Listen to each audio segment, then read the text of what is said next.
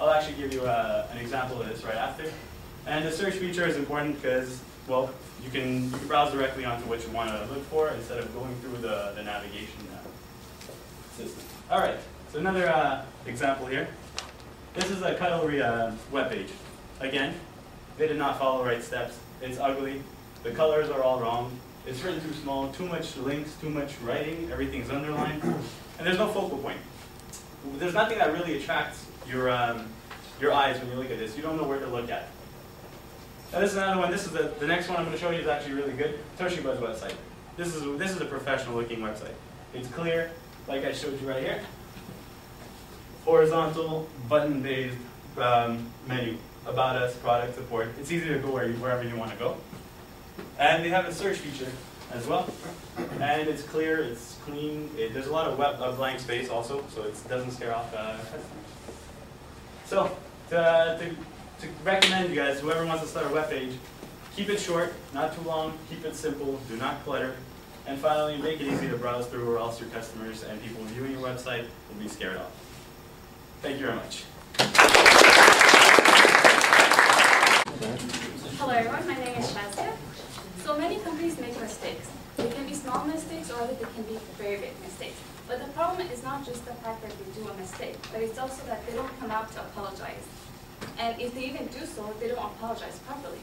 But what is exactly apologizing? Apologizing is a way of expressing regret, guilt, and an understanding of the consequences that the mistake may have caused. So the purpose of my report is that importance of apologizing for businessmen. So there are 3 reasons. The first one is to gain customers' confidence, to build strong relationships with the customers, and to establish a positive image of the company. So I'll start with the first one, to gain customers' confidence. By having this, the trust from the customer, business people could also could create this beneficial bond for both the customers and the company, because customers will only do business with companies that they think are trustworthy, that are efficient, and that will fulfill their promises. But what happens when business people don't apologize? This is going to reduce a lot of, this is going to make a lot of negativity, give a negative image, to the company's image. So it's very important to apologize, because it's going to reduce a lot of the negative image that's created because of the mistake, even though we cannot always gain back the full confidence of the customers. Second is building strong relationship with the customers. Customers are like the heart of the company. Without customer relationships, there is no business.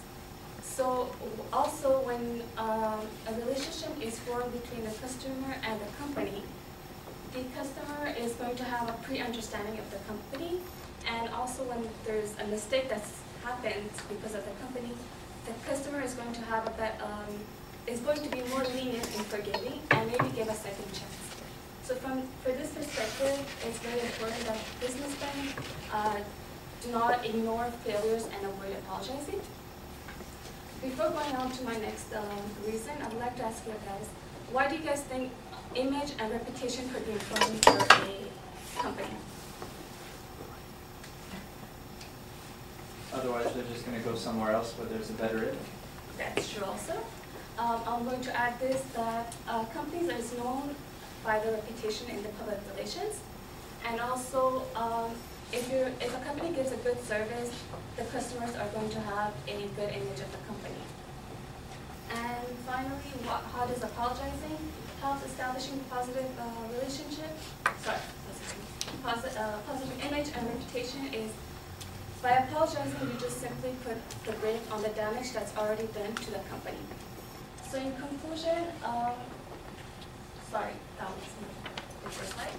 So in conclusion, businessmen should apologize to gain customers' confidence, to build strong relationships with customers, and to establish a positive image of the company.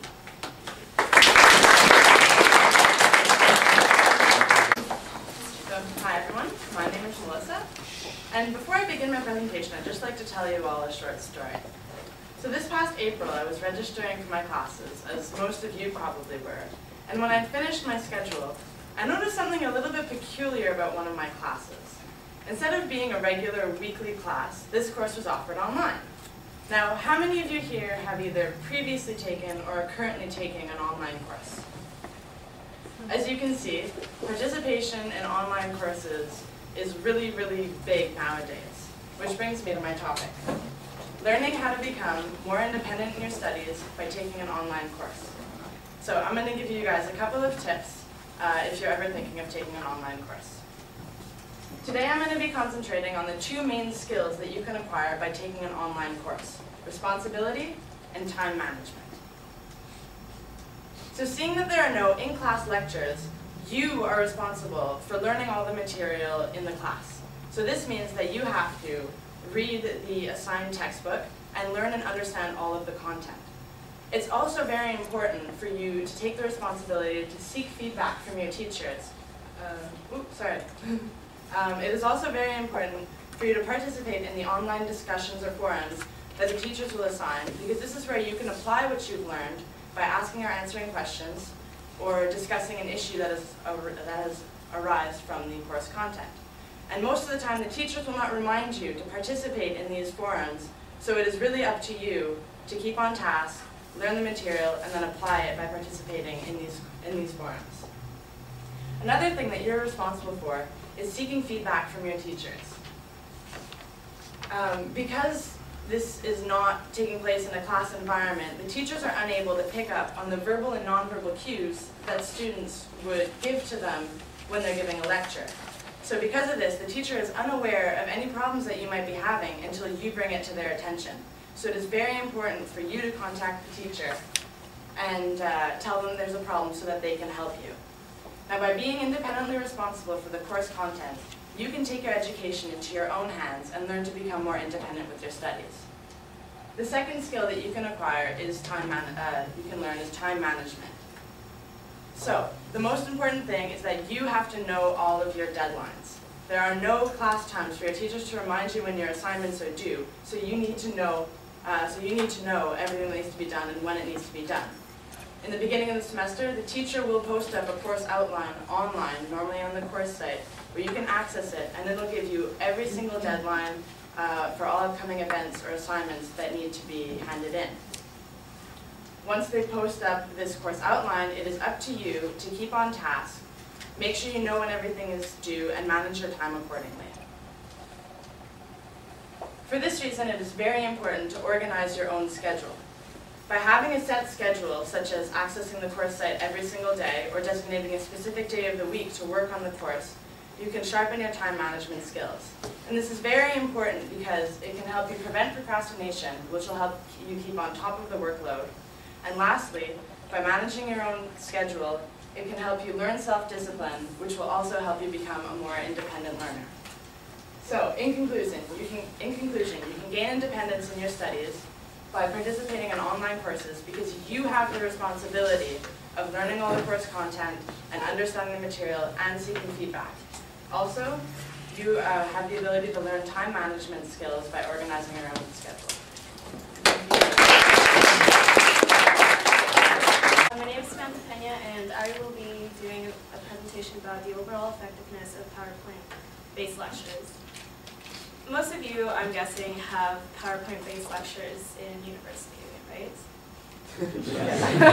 Okay, well, I'm just basing this on my own experience because all of my teachers use PowerPoint in their lectures. But how effective is it? Like, I remember, like, not even 10 years